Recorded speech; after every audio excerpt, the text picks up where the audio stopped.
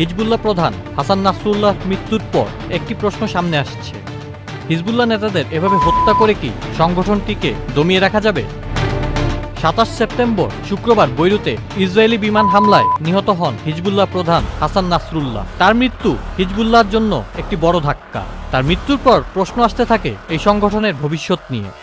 নাসরুল্লাহর হত্যাকে ইসরায়েলের জন্য গুরুত্বপূর্ণ জয় বলা যায়। হিজবুল্লাহর ওপর দফায় দফায় হামলা, সংগঠনটির সদস্যদের পেজার ও ওয়াকিটকিতে বিস্ফোরণ, ব্যাপক বিমান হামলা চালিয়ে হিজবুল্লাহর অবকাঠামো ধ্বংসের মতো সাফল্য পাওয়ার দাবি করেছে ইসরায়েল।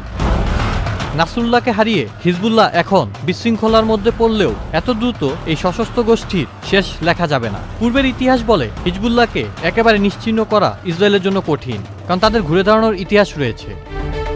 মূলত এ ধরনের হামলা সবসময় একটি সশস্ত্র গোষ্ঠীকে চিরতরে নিশ্চিহ্ন করতে পারে না।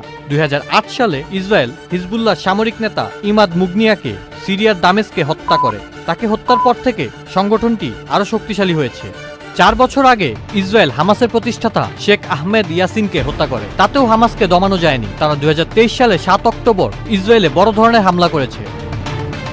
গত জুলাই মাসে ইসরায়েলি হামলায় নিহত হন হামাসের সামরিক শাখার প্রধান মোহাম্মদ দে। তারপরও গাজায় ইসরায়েলকে প্রতিরোধ করে যাচ্ছে তারা।